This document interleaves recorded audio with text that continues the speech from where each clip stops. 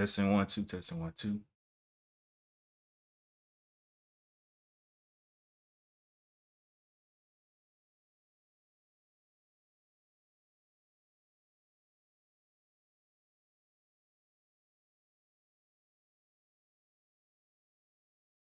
Two is going to our scans. Right now on our micro scanner, we have BOXL leading. We have PAPL. We don't have any 100% movers on the micro caps. We will look through that are over 20% and see what their story is. On the non-micros, higher floats, we have SLGB up 247%, 22 shares traded. All right, so we're going to throw a couple of these onto the list and go ahead and do a research. Grab Voxel, grab PAPL. Actually, let me check what has catalyst first. So Voxel, no catalyst on today. PAPL, Pineapple Financial. That looks like earnings. That earnings.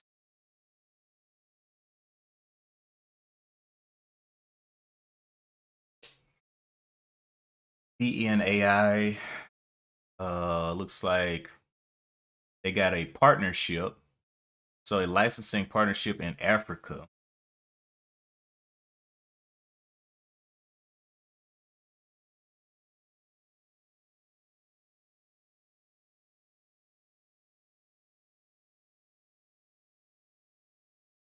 Art.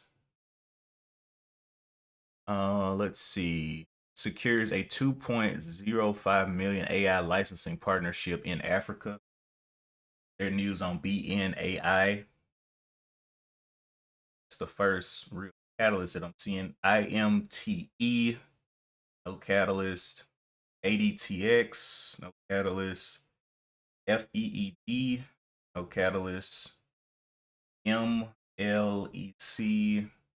no catalyst. AFBR, nothing. Let's see. Jeff Brands. It does say Jeff Brands Keep Zone AI enters into non-exclusive reseller agreement with vCents. But it's only got 200 or 2 million shares traded. It does have a little bit of catalyst on today. Bureau, PT, Bureau. Let's see, Venus. Venus Concept announces intention to voluntary delist from NASDAQ. Okay, well, that's not what we see is delist, and then they're going to try to re-register. All right, the next one is SLGB.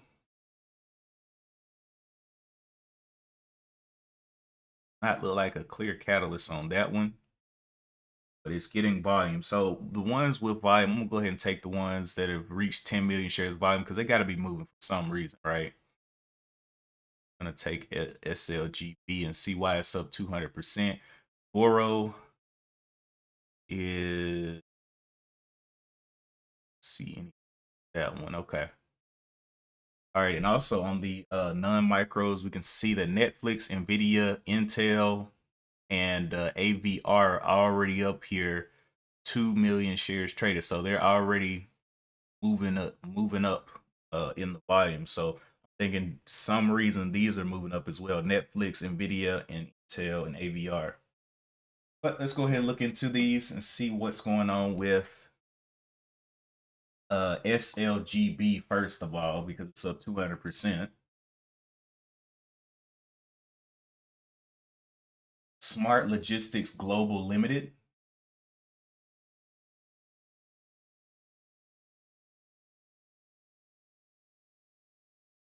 Smart Logistics Global Limited. It's a Hong Kong Chinese company. Okay, so that one may be blocked. Let me try to buy one. Let's see if it's blocked. Yep.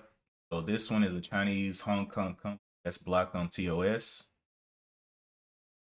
SLG.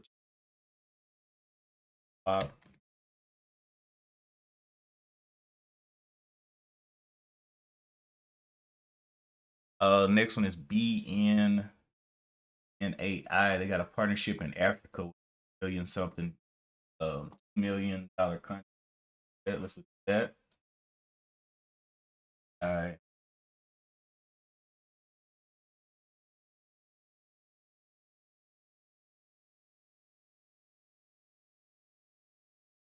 It's a Chinese company. On SLGB is a Chinese company. Hong Kong. Go back and see what exactly it is. I just stopped reading it when I saw it was a Chinese company because I kind of figured it was blocked.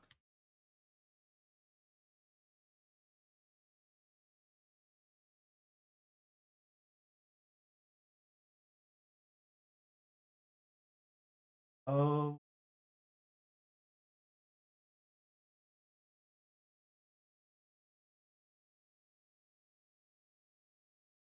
let's see. Yeah, Hoke Fu Lam, Hong Kong. It's industrials. It looks like it's not that small of a company. It's got 72 employees. But it's out of the People's Republic of China. They do business. They provide business to business contract logistics solutions, focusing on industrial raw materials, line haul transportation, business in the People's Republic of China. Company offers land only transportation services, vehicle repair, maintenance services, engages in the sale of tires and spare parts, serves paper, steel, coal, food, other sectors. The company was founded in 2017, based in Pok Fulam, uh, Hong Kong. Smart Logistics Global Limited operates as a subsidiary of ASL Ventures. Let's see what ASL are they privately ventured? Not sure. I'm guessing it's another Asian type company. But anyway, yeah, that one's blocked. Let's go to the next one. BNAI.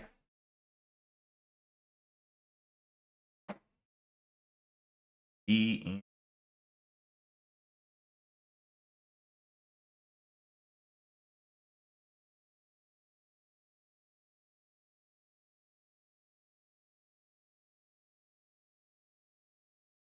All right. Let's see what we got here.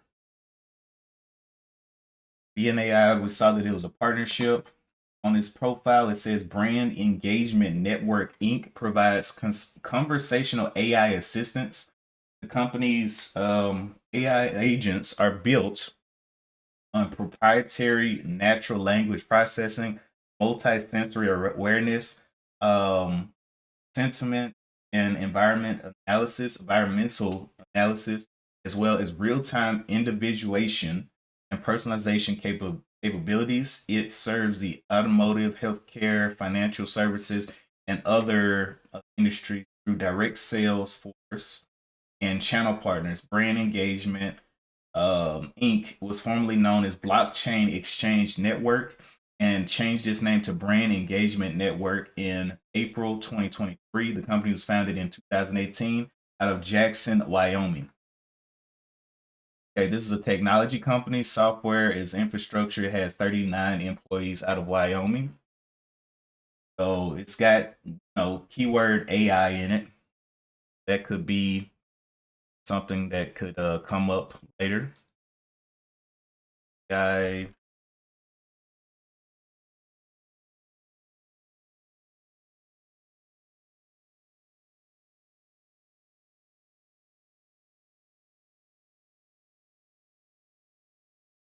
61%, $9 right now.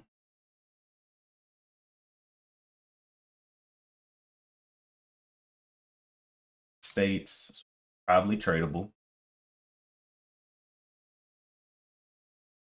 Technology. Need to look into this contract that they got. Point whatever million. And the company was 15. Let's go look at the statistics and that contract. Morning, Donnell. Over here on statistics, float is looking like 2.82 million, very heavily held by insiders. Very volatile today. We'll see. Definitely a micro float. Very volatile.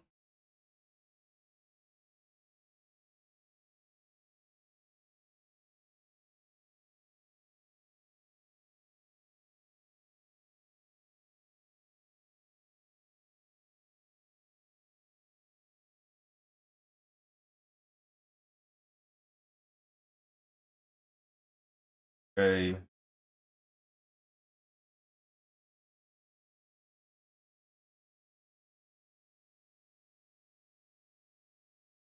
Like hour ago,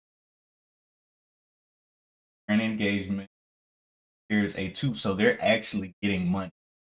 This is actually talking about money on theirs. Could be one to watch today. Engagement.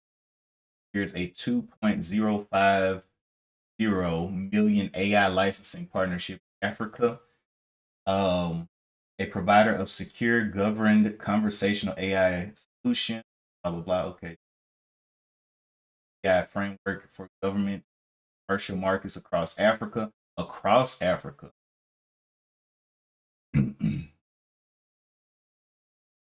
Valeo Technologies is who they're getting with. Technology. Privately traded. There might be a privately traded company. Partnership includes a memorandum of understanding with Nelson Mandela University for a regulated institute pilot deployment of artificial intelligence.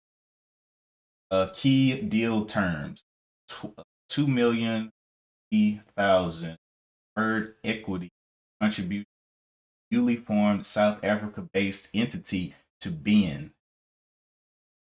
So recognizes intellectual property licensing revenue, 5% common equity ownership entity, and one board seat, 35% revenue share across software as a service and subscription offering, exclusive license for government and private sector markets, perpetual term right of first refusal on any sale. They're talking money over here. We'll see. We'll see what they want to do. This initiative was designed to complement the university's existing counseling, wellness, and psychosocial services by expanding access to confidential, culturally relevant support while maintaining strict governance, institutional oversight, and appropriate escalation to human care when required. This comes at a critical time as mental health challenges among it's got a little bit of mental health in there, anxiety disorders, okay, acting, anxiety, mental health. Let me put all this in here. So these are keywords that I'll remember here. There's anxiety,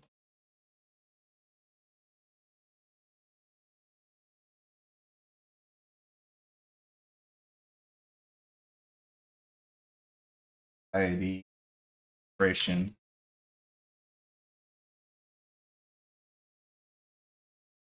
see, stress.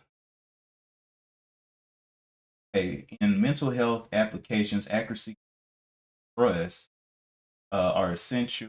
Okay, so this is a little. It's got AI leading it, but then it's mental health and depression and all of that stuff. So we'll have to see how that goes. It is a micro float. Not sure how it can stay, but sometimes those are the best ones when you're not sure, but they're actually getting money on the day. Sometimes they're the ones to watch. That's the one that I'm going to be kind of zoning in on BNAI. Let's go look at some others. Um, else that's popped up. TX, feed, see, So not see anything else with catalyst. Okay, so the last one, Jeff Brands. We've already seen this one multiple times. It's Israeli stock, so and that's gonna be trader. Me, Israeli.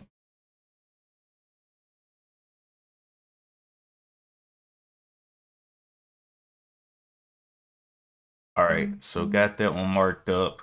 So BNAI right now is the best catalyst because they're actually getting money, but it's going to have to compete on the day. It has 15 million shares traded. If you look at the rest of everything else that's moving, it's almost half of what Boxel is. And Boxel doesn't even have a clear-cut catalyst that's out there.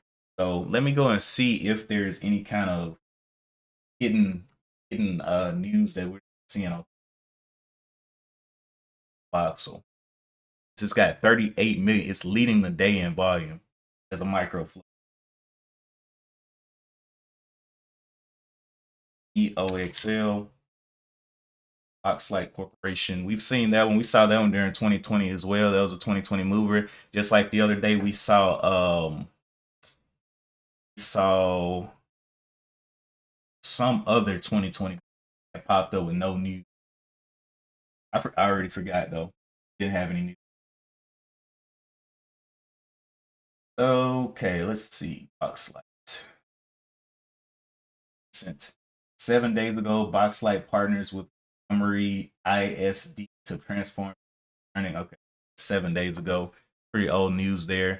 PAPL, 15 million as well. So PAPL.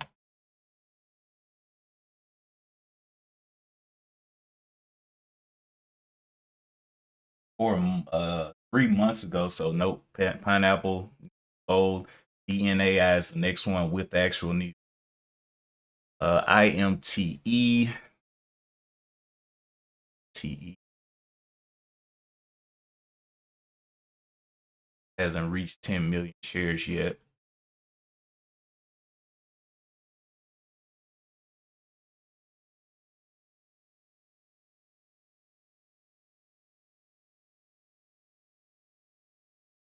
Okay. So the only one I see right now is BNAI. Let's AI. It's up 59%. Hit a high of 1113. Let's go ahead and look at the daily chart on this one.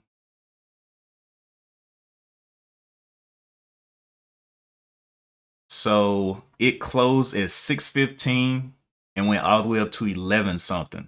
Let's zoom back. You can see it has a history of popping. Popped above all of these levels. It's currently coming back towards this peak level, which is 943. Edit daily level.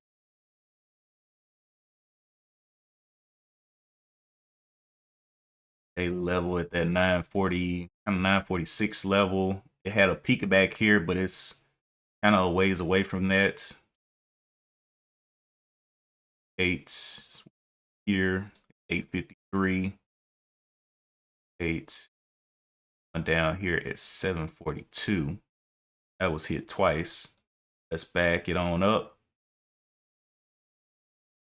At this level out here of 1057. Yeah, these are some close levels. Got to see what do here. Then 1185. So it didn't quite get to this one, 1185 right here, but these are some pretty close levels. But they are actually talking money on today, so it's the most interesting on the day for sure on BNAI. 15 million shares traded, but it is slowing down in volume. So it's going to need to run up the bag here. And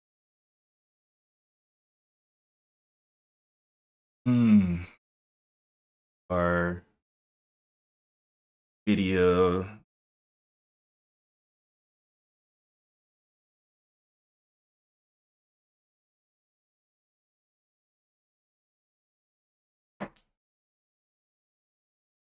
Overall, what is the overall market doing? Check that out. Overall, the market has been descending. So this is the gap that we pointed out, this gap down on January 20th. That was yesterday. and we'll see what happens when it tries to retest this, or if it keeps going down here, all the way back down to about 25,000 and just trading downward. So we'll see if it wants to pop up or whatnot today.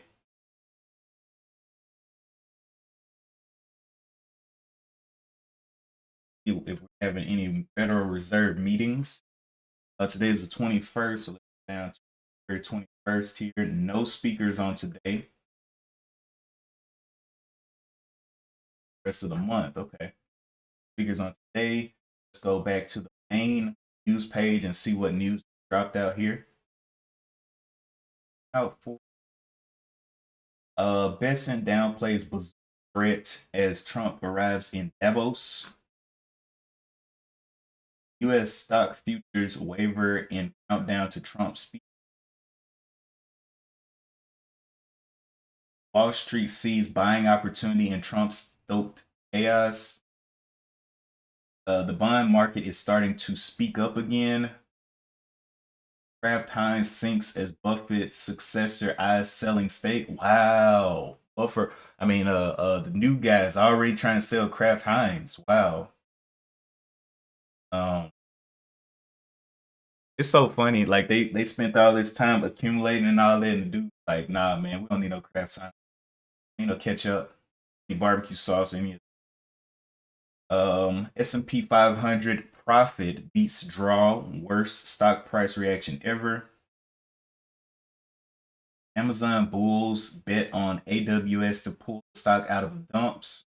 Where Netflix CEO sees biggest value in Warner deal. And we do see Netflix up here, but Netflix is down right now on the day, down 7%. Musk Tesla Cybercab Optimus output start agonizingly slow. SCOTUS to hear Cook firing case that test Fed independence. Brazil Central Bank liquidates Banco Masters will. Wait, what? Brazil Central Bank liquidates Banco Masters will as MasterCard suspends cards. Wright tells oil executive that Venezuela's output can rise 30%. Say, abolish ICE, calls get louder as NYC's Mandami joins chorus. Tell results to spotlight turnaround efforts as AI data centers boost chip demand. Fed to hold rates through March, possibly through Powell's tenure. Strong growth. SMB chairman says Fed independent reporting for the world. Language learning marketplace. Okay. Credit card rate cap would be an economic disaster. Diamond says. I guess that's because he owns a bank, right? Owns a place, or does wait, yeah, J.P. Morgan, yeah, definitely credit cards out there. Of course, banks are not going to be in agreement with the credit card cap because one, most people don't have the self control to spend what is in their bank account if they have access to more, right? So a credit card is basically an extension of your credit worthiness and not your bank account. So when you look at it, let's say you have a $2,000 or $30,000 limit on your credit card. Some people be like, well, I got this in my bank plus the 30K that I have in credit. So I have, let's say if they have 10,000, 20,000 in their bank plus that 30,000, they got 50,000 in their mind. But it's not. It's an extension of your credit worthiness. You have 50,000 of credit worthiness, not monetary access. So because you pay your stuff back or because you pay your bills, you were able to get a card that you can use to profit rather than to just pay things off. I do it all the time. Anytime I need anything that's gonna be a little costly, or I pretty much put everything on there to get points back. But even if they do cap the credit card limit, using a credit card will still be better and safer than using a debit card. So either way, I'm cool. Let them cap whatever they want. We got another one popping up. Oh no, it's ugly. That's Lista, LST. I saw it up 83%, and I was wondering why I wouldn't get any volume, but yeah, that's why. It's like some kind of acquisition on LST. Let me see. Is this thing? It already disappeared. Never mind. Okay, BNAI coming on down. So this is anxiety and depression, but it's actually getting money on the day. So I kind of want to see how it trades today. The bottom side, so these are the peak levels from the daily chart: 744, 855, 946, and 1047. It does have a little bit of structure here from 1113 coming on down. I'll be watching this one because they're actually getting money. They have 20 million shares traded. It is number 2 or number 3 on the day right now. So we'll see if it continues to hold up of 48%. But still, it's got to catch up with Boxel. Boxel continues to get trading around here with literally no news. All right, let's jump back over here and see what they got. So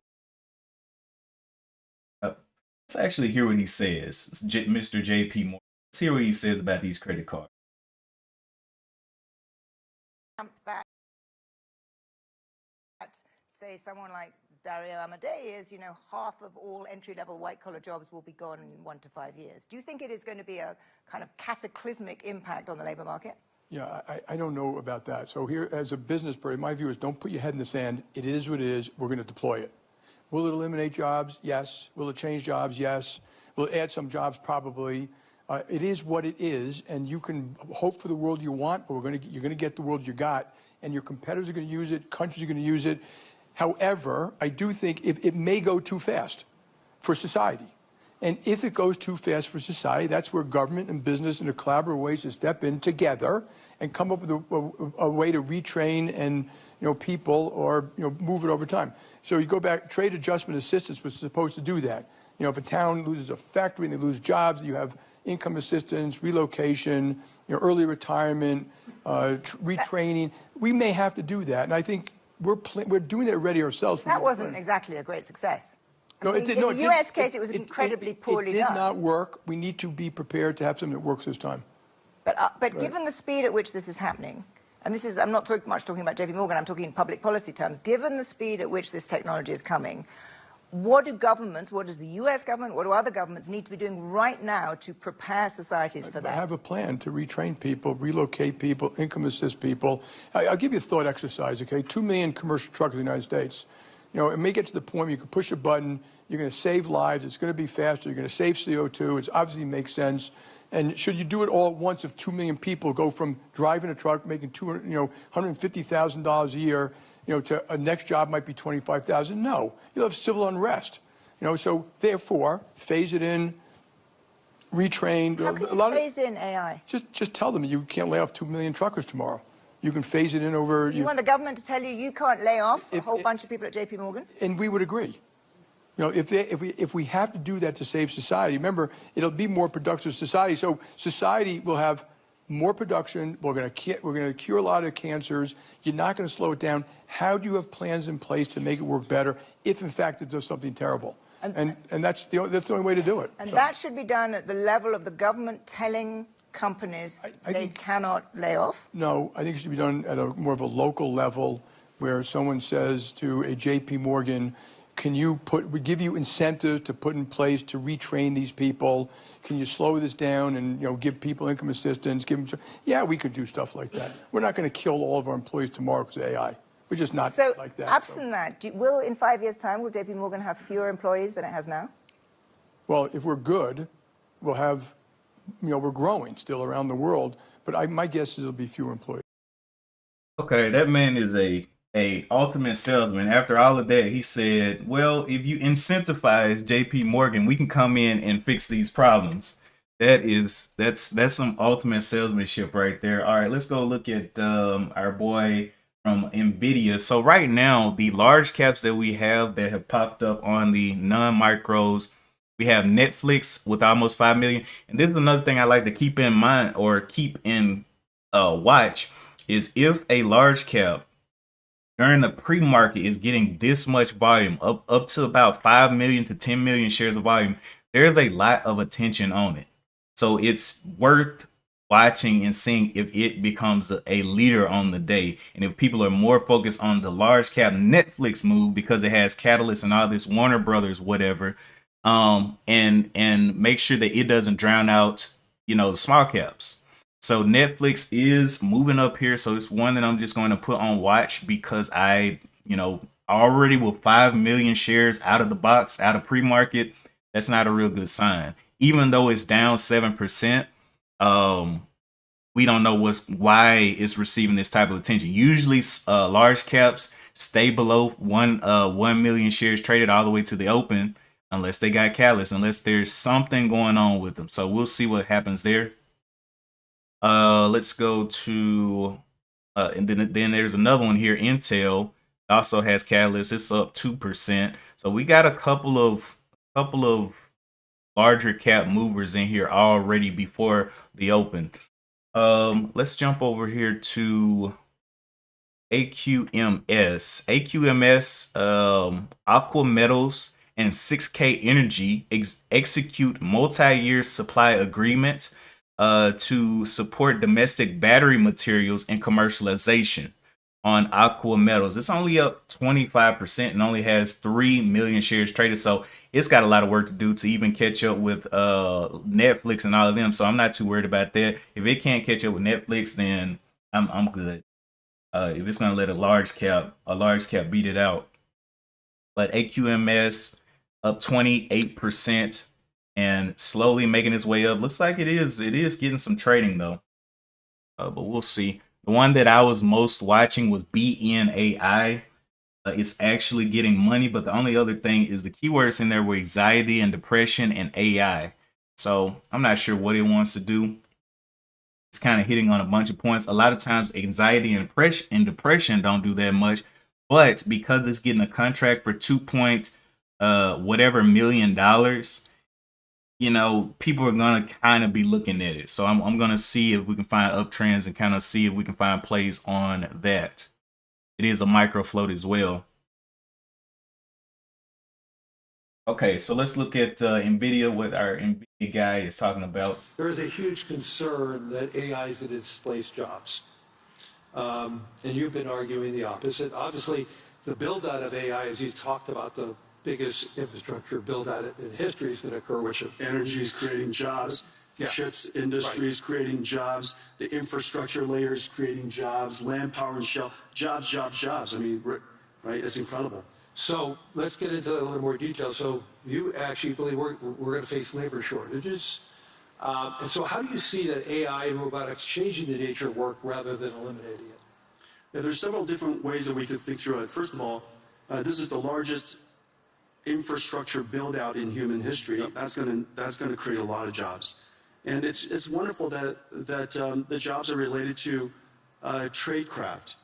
And we're going to have plumbers and electricians and construction and steel workers and network technicians and people who install and fit out the equipment. And all of these jobs, in the United States, we're seeing quite a significant boom in this area. Salaries have gone up, nearly doubled. Yeah.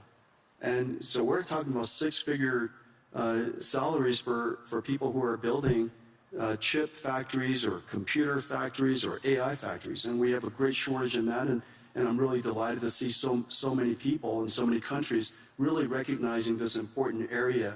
Everybody should be able to make a great living. You don't need to have a PhD in computer science to do so. And so I'm delighted to see that. One of President Trump's recent proposals that would directly affect you, he's doing it to improve affordability, is to impose a 10% cap on credit card rates. Is that a bad idea?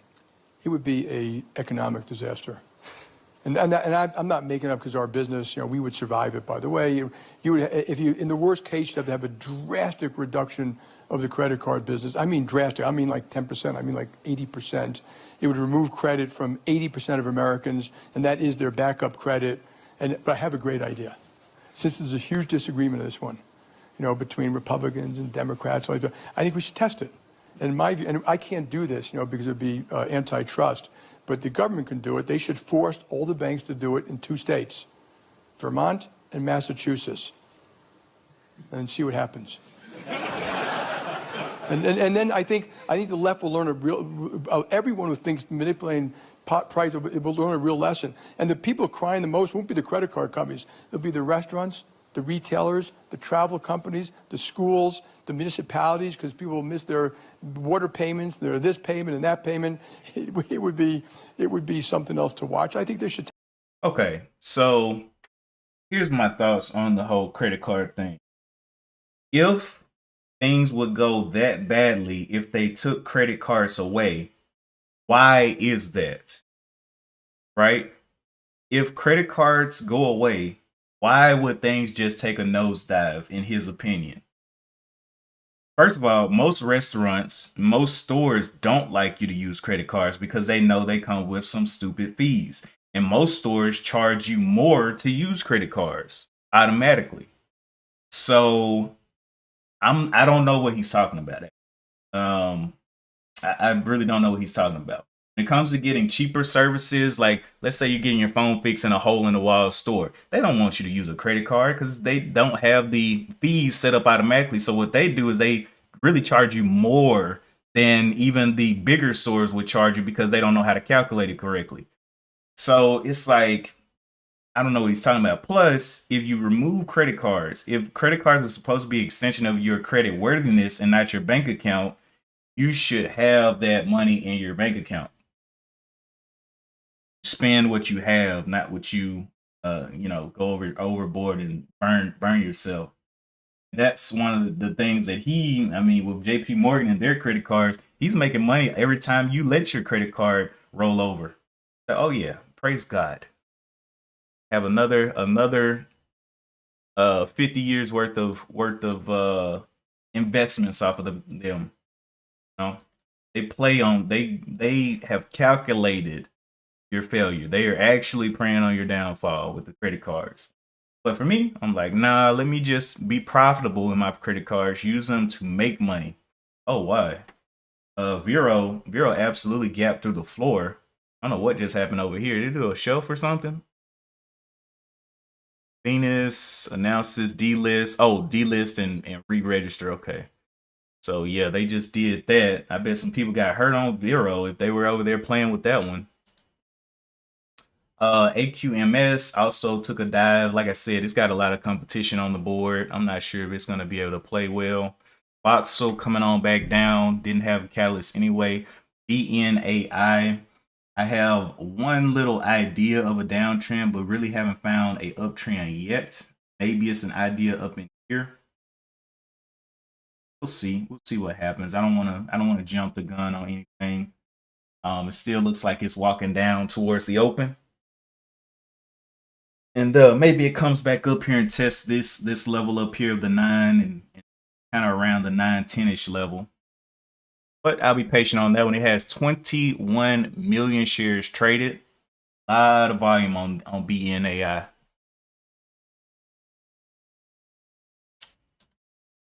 Oro SLGB. We know that one was blocked.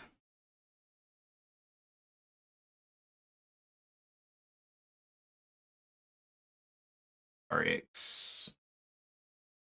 Thing else. Let's see. So let's look at what the people are saying about AI data centers.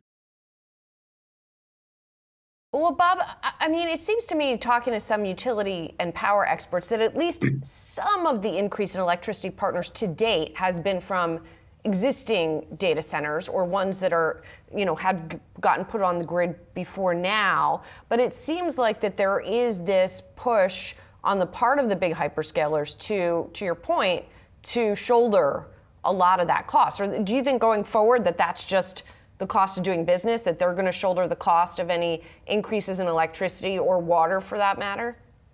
Well, hopefully there will be a boom in advanced manufacturing and new onshoring of manufacturing during this administration. That's what the hope is, I think. And all of that will cause the utility companies to have to power up and to realign their grid. And, we're hopeful as a builder to be, building more car plants in the US, more battery plants, more battery storage. So it won't just be data centers. Data centers are a big user of the power, but hopefully, we want a boom of manufacturing and new business across the United States, real job creators, and it won't just be the data centers as the kind of boogeyman. I think, as I said before, I've really been impressed with the hyperscalers' recent move into this argument to say that they're going to pay their fair share. They're signing long-term power agreements with the utility companies, which I think will strengthen both the grid and the power availability over the next 20 to 25 years. And again, I think it's having rational conversations with people across the spectrum in these town hall meetings. And when people really hear the facts, which are the driving thing that I think people have a misunderstanding about, is the job creation of these data center projects in the communities, which are vast, long-term, game-changing kind of labor numbers in these communities. And when people really learn and hear, the amount of dollars that go into payroll over the life of these data center campus construction projects, I mean, it's game-changing for their revenue streams, for their restaurants, their gas stations, their retailers. And then the long-term revenue is a game changer for their hospitals, their fire departments, and their personal security with their police departments. So again, we've been winning the battle, but it's a ground game, and we need everybody to be transparent. The hyperscalers, the developers, and everybody has to step up their communication game. I believe it's more of a communication problem. Right. And we all have to do a better job. Bob, the projects that have gotten canceled that we mentioned at the top there, are they being moved to other places? Have you been seeing that happening? And if so, I would imagine that it takes a while, right? You got to do the permitting and site surveying and all of the groundwork. So I believe a couple things. I believe some of those projects will go back and get approved.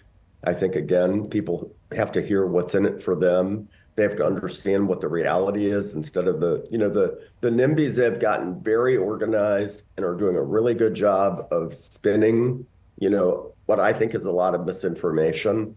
Like the what's in it for me is very beneficial to these communities when they really see the dollars and people are trying to attract other types of manufacturing into their communities or casinos or other revenue generators because they all have busts in their budget. When they really learn what a data center can do, a data center campus, like in Quincy, Washington, as an example, I mean, the place has brand new schools. The place has an amazing fire district. And all of that is because of the data center boom that came to their town. And it's, still has a small town feel. well, Bob, do you think? All right, so yeah, a couple of that. Let's do a refresh and see what other news is out here. Netflix continued to run up the volume. 5 million shares traded going towards new eternal CEO Deepinder Goel hands over reins to Blinkit chief as quick commerce takes off. Teledyne quarterly results beat, and that's just earnings. Zanskar thinks 1 TW of global geothermal power is being overlooked.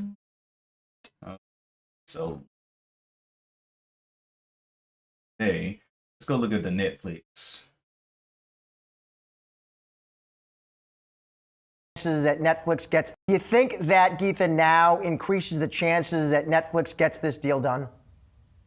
They're definitely trying to get it on a fast track here, Josh. So one of the reasons there was to kind of really, assuage investors about the declining value of the stock. So there's a lot more financial certainty for investors. And then, of course, they're getting to speed up the shareholder vote, which, If they had not done this, shareholders would have likely voted on it on the deal in June. Now this is going to push it up to April. So definitely speeding things up and kind of really putting the ball in Paramount's court, so to speak. Paramount now really has to come up with some kind of a response. Either they sweeten their bid or extend the tender or simply walk away. So we'll have to wait and watch. Geetha, how confident, in your opinion, should Netflix be that regulators approve such a deal? Because, of course, Paramount argues it's anti-competitive. Yeah, there is still, it's kind of a little bit of a black box there, Josh, because it looks from the initial looks of it in the US. Wait, pause. We got another one popping up. PAVM up $13. PAVM up 125%. It is a low float, micro float. Let's see what the news is out here. It says Lucid Diagnostics awarded U.S. Department of Veterans Affairs contract for ESOGuard. Okay, all right. This one is looking real bullish. Got 4 million shares traded. Is crawling its way up. So let's go ahead and look into this one. PAVM.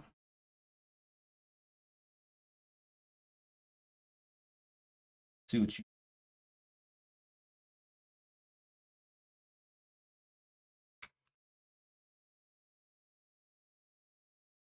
It went up to $15. 4 million shares traded. Let's see, and it has catalyst on the day. ATR of $1.07 on this one. This one real quick while it's figuring out some type of structure. Okay, so PavMed engages in acquiring, developing, and commercializing novel products that target unmet needs in the United States. The company's lead products include Carpex, a patented single-use disposable and minimally invasive surgical device for use in the treatment of carpal tunnel syndrome. Okay, so carpal tunnel, let's see, diagnostic test serves as a testing tool in the prevention of esophageal and adenocarcinoma deaths. So cancer, carpal tunnel. This looks like a bigger one. Let's see how many employees they got. They got 39 employees. This is a healthcare and medical devices out of the United States. This is probably not a block stock. So go ahead and notate all of this. It says the company was formerly known as PaxMed. We've seen this one before. We've actually seen PaxMed before, and changed its name to PavMed in April 2015. Okay, I've seen this one before. Okay, so let's go ahead and rotate this one. So we got out of New York, United States. We're healthcare and medical devices, 39 employees.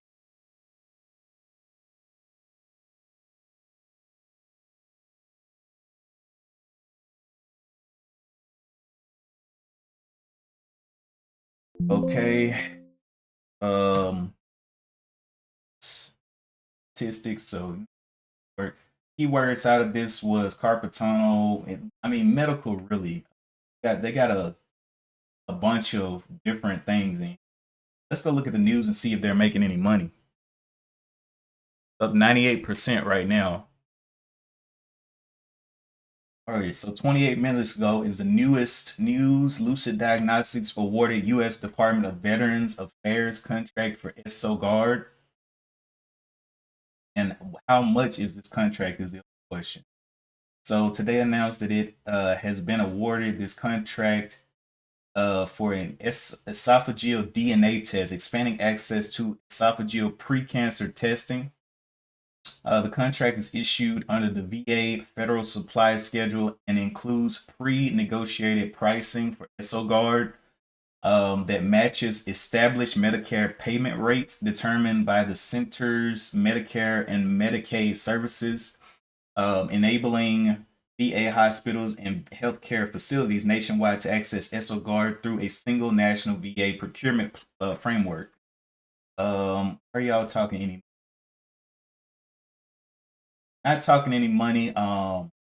We're proud to partner with U.S. Department of Veterans Affairs to expand access to ESOGuard for our nation's veterans. says Sean O'Neill, President and Chief Operating Officer of Lucid Diagnostics.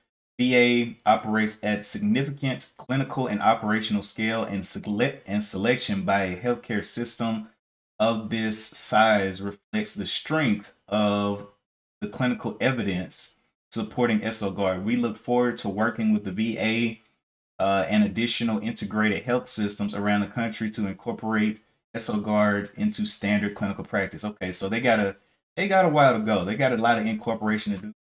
We'll see, but they wasn't talking any money with how much the contract, or if there was some kind of funding or whatever going to that. So let's see. Kind of vague, but say bio a medical devices with 39 employees. I mean, we'll see. Oh, I forgot to check the statistics and all that, the float.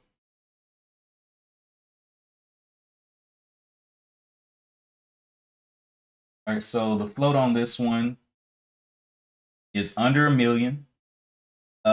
More heavily held by insiders, so it could probably get very, very volatile. So all of that in mind. But the catalyst on it was a little bit vague. We'll see what happens with that.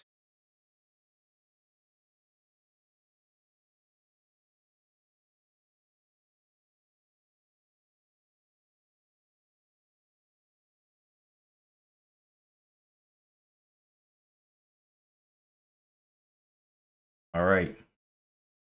So yeah, we got that one, but it's got a lot of work to do. Only with 5 million shares traded. It's got, that makes it number 1, 2, 3, 4, 5, 6, 7, 8, 9, 10, 11, 12. It makes it number 13 on the day. So 13 stocks are ahead of it, and some of these stocks are down. Like Vero is down 54%. And it's got 5 million shares. So it's about to catch up with Vero. And the next one it's going to have to cross over is Feed, F-E-E-D. See, it's floating around 100%. Very vague news on that one. Let's see if we can get an idea of a downtrend here, and then later on see if we can see some type of uptrend forming. But I'm not sure about that one. So BNAI and PAVM are looking interesting. BNAI is actually getting money on the day. So see how that plays out.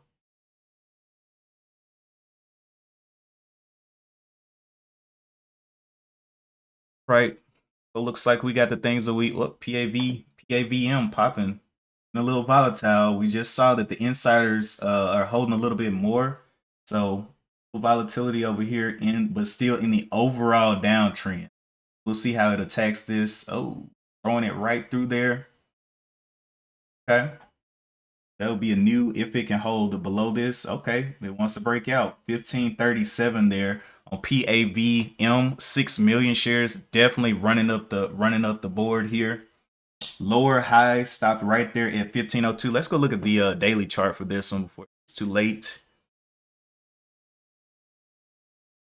All right, so daily chart over here. PAVM closed at 619. It's all the way up here at 14. Went up to 15 something. So let's back up a little bit. Has a level out here of 1804. It could be a possible daily peak. So daily peak level.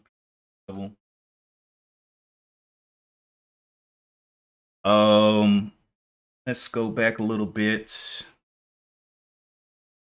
Done that. Let's actually zoom back. So it has been trading down for quite a while.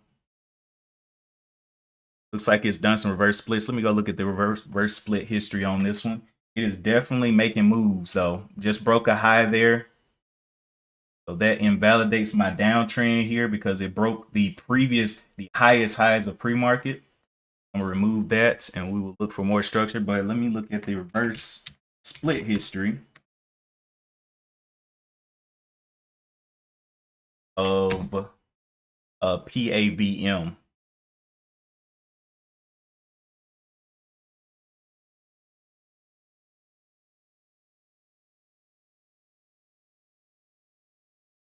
7 million shares traded, up 129%.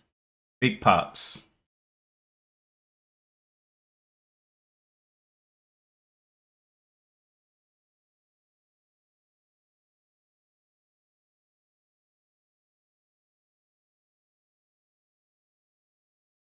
Okay, the first reverse split that it did was on December 7th, 2023, a 1-for-15 reverse split.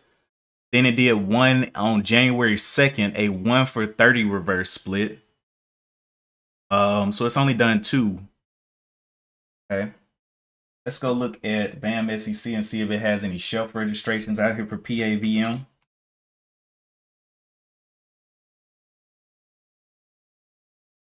It does have a shelf registration from 4/11/2025, so got a 2-year window to kind of enact it if they want to. They do have that on the back burner. Edit and shelf registration from April 2025. Shelf, one red flag there.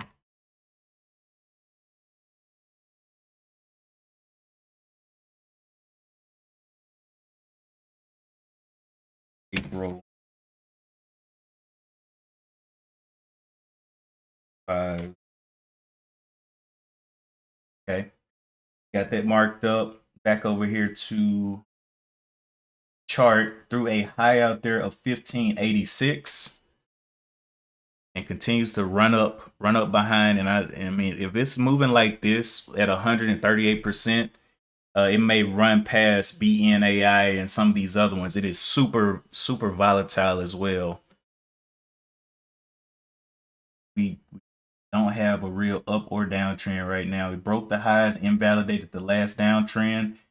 Could get a new one somewhere up in here, 1586. High of this was 1558. It hasn't closed these candles or broken new lows yet, so it may not be over.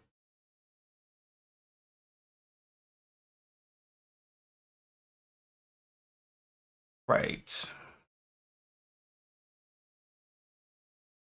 Up to 10 million shares. It's got 8 million shares traded. Needs 2 million more shares traded.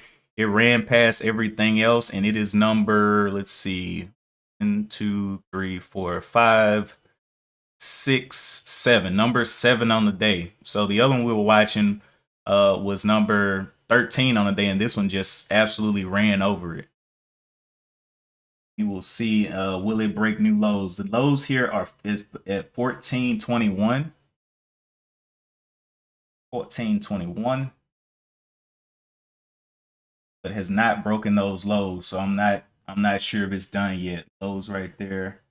Okay, so that was a break of the lows. Let's go ahead and mark this as an idea, as a downtrend. We'll see if it continues this idea.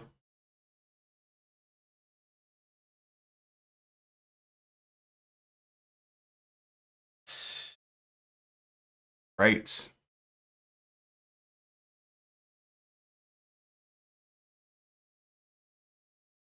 At least it's got more volume than Netflix and those larger floats.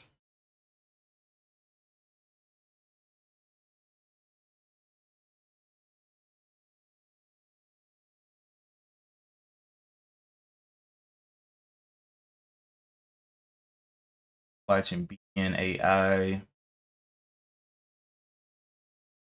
BNAI has, the only reason BNAI has better news is because it has AI in it.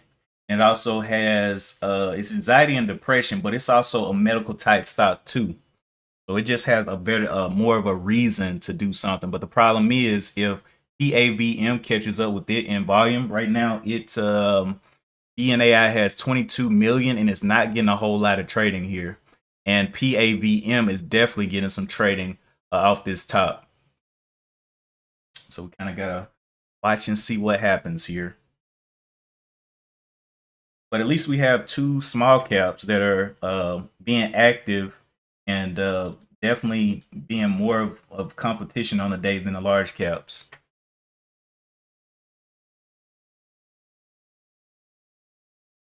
At a previous bottom down here, 1173. A lot of shares being traded right here in the overall downtrend.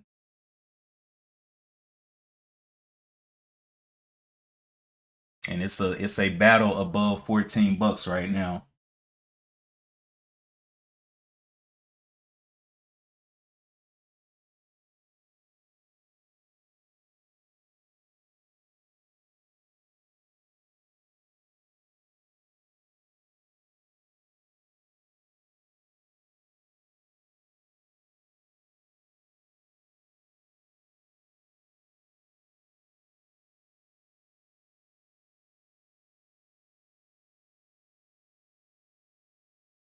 Okay, so that is a lower high within the, well, it's got to close this candle, but if it closes like this, that'll be a lower high within this downtrend.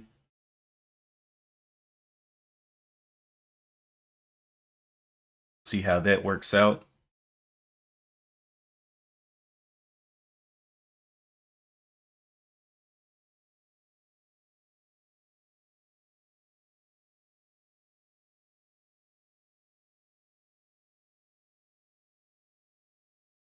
Going on up there.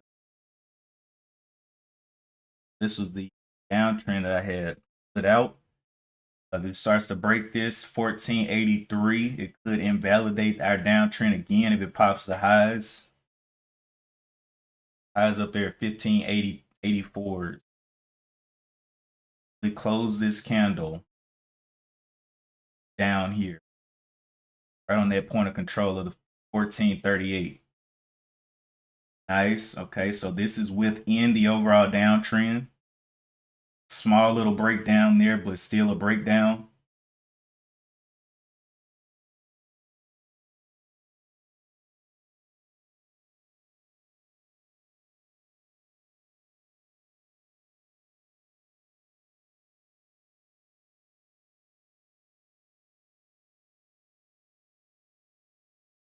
So a break over these highs, 1487. A very bullish move at this point. Coming from the lows of where it is now, all the way back through 1487 would be huge. Now it's breaking down even more, so this is still within this overall downtrend. Previous low was 1175.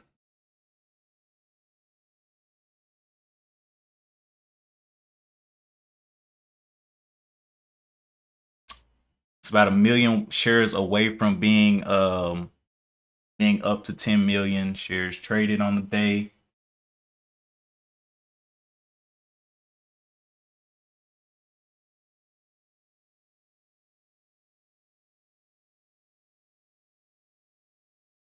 Plenty of competition on the board for it though. 1, 2, 4, 5, 6 stocks above it now. All right, so yeah, this is about to, it looks like it's going to be a bullish move. It breaks this top of 1490. A lot of jumping around, but still in a under the overall downtrend here. So this will be another lower high if it closes like this.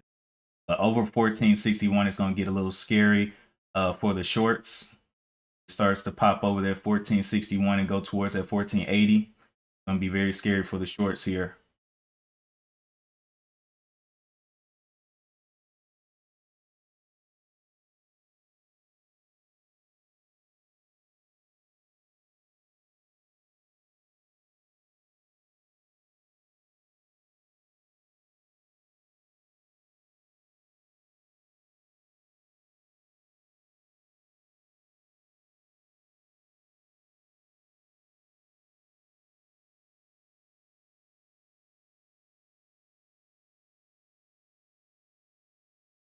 Okay, opening up a little bit higher. So the previous low test was 1363. So a break over these highs, 1458.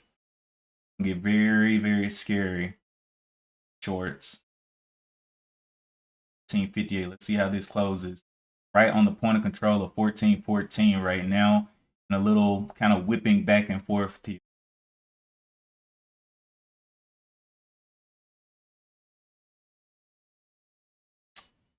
Other break, it keeps breaking these lows, but it's creating higher highs here. So there is some idea of higher highs up in. We'll see if it continues to run this up. Done this a couple of times. It'll have to make a decision here soon, but it keeps making higher highs here. I need to fully break down, people to give up on it.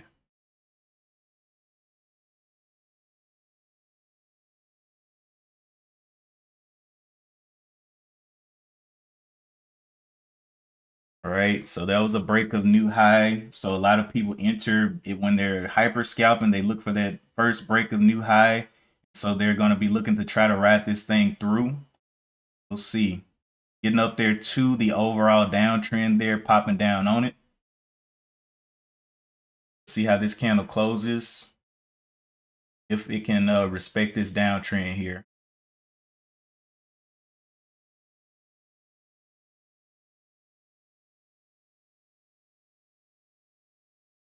At this point, weakness would be a breakdown of $13.95, or basically $14.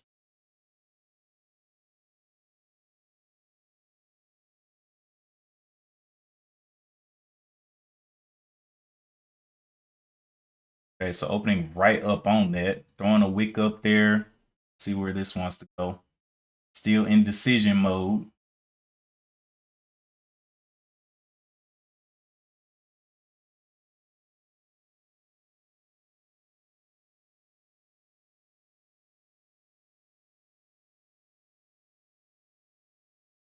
Will it stay within the overall downtrend?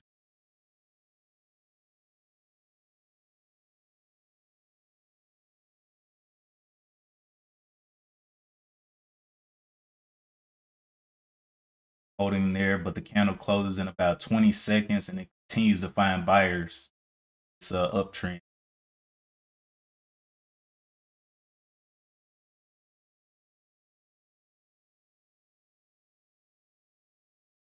$5 million shares away from 10 million.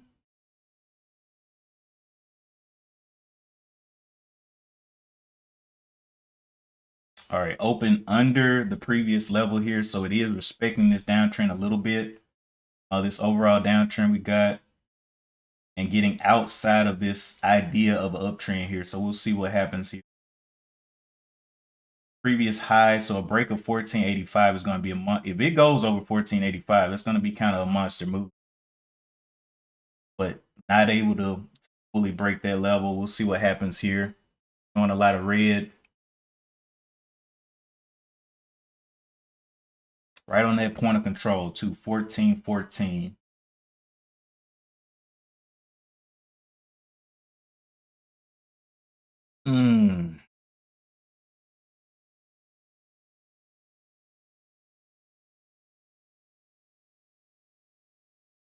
Not want to break down, does it? All right, opening even lower. So opening within the overall downtrend here. Oh, so a break over 1458. Could be possible. It's starting to look a little wavery here, coming towards 10 million shares traded.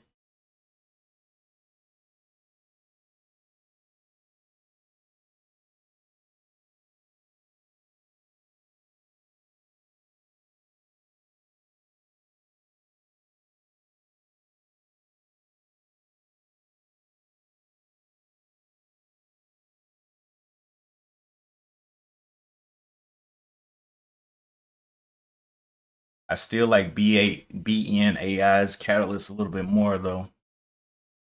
See if this one breaks this previous pivot point, and that will disqualify this uptrend here if it breaks the 1360s.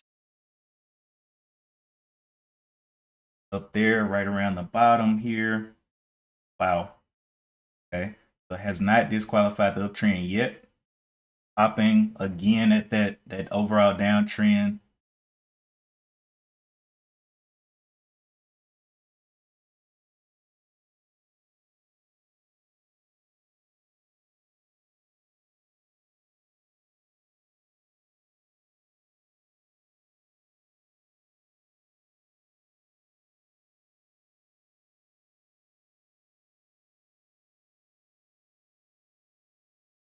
Volume slowly slowing down on this one as well.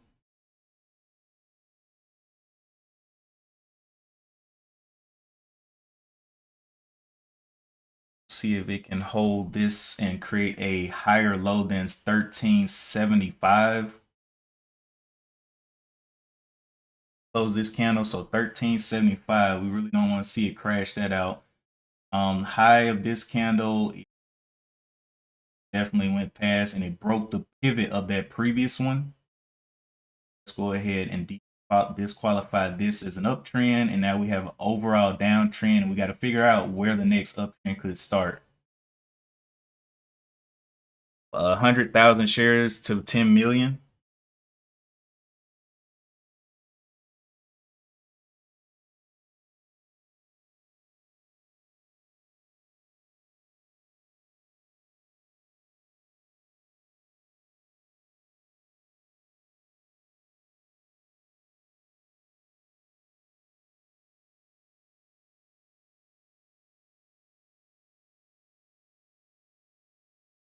Let's go look back at BNAI. I'm probably going to be watching today for trades. It has an overall downtrend as well. I would like to see it pick back up in volume. PAVM just crossed the 10 million share mark. Going to be hitting more scanners for folks that only look for things above 10 million, that need things highly liquid. Let's see. Another low here at the 1319. Not close this candle yet.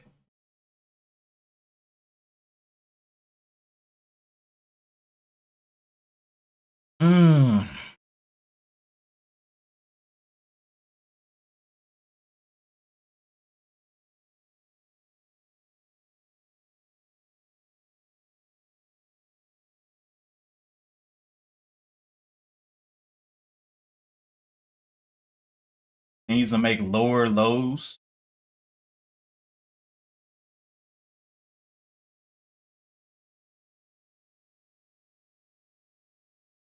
We need to get all the way, at this point, you'll need to get all the way back up to 1390s. That's a dollar move back up for it to actually start some type of uptrend.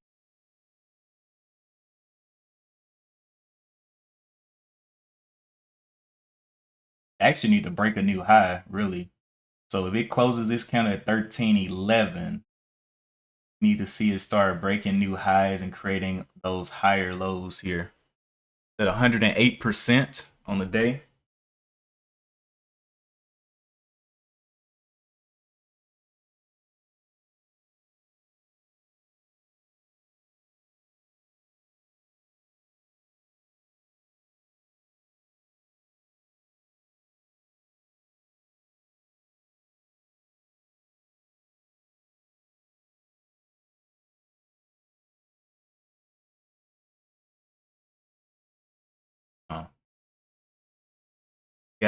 It just broke a little bit of a high. Has room all the way to 1388 before it kind of finds that level of resistance again. Now that it's broken a high, we need higher lows. So higher than 1274. 1275.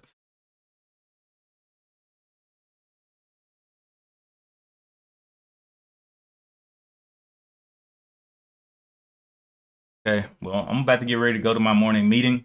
Got about 5 minutes left. The two that I'm going to be kind of eyeing today, PAVM had a little bit of weaker news, but it can get volatile based on its statistics. BNAI I'll also be watching as well. Those are the only two today that I saw that I was like, that could be something today. But everything else, I'm just not really seeing much out of.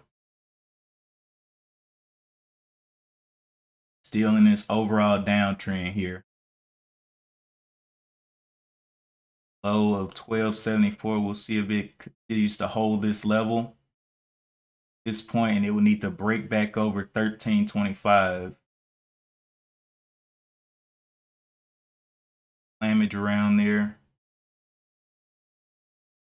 But yeah, I'm about to get ready to go to my morning meeting. I will circle back in the Discord in a little bit. But see what happens today. This This one does have 10 million shares traded. It is pretty liquid right now. I don't know what's going to happen after the open. We will see. So here is a higher low here, right through here. That's an idea of a higher low.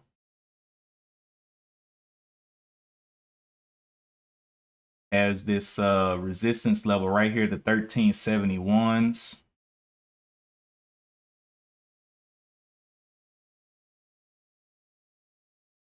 Right up to that resistance level, a little bouncy bounce right there. Has a low down here of 13s. So we'll see. I'm about to go ahead and shut it down. Appreciate y'all for tuning in. Don't forget to hit that like button. I always forget to say that. But yeah, I will continue to look at this throughout the day and BNAI. BNAI looks like it's really dried up. It's a little dry there. It is a little dry. Okay. We'll see. And appreciate y'all for tuning in. And as always, see y'all in the next one. Peace.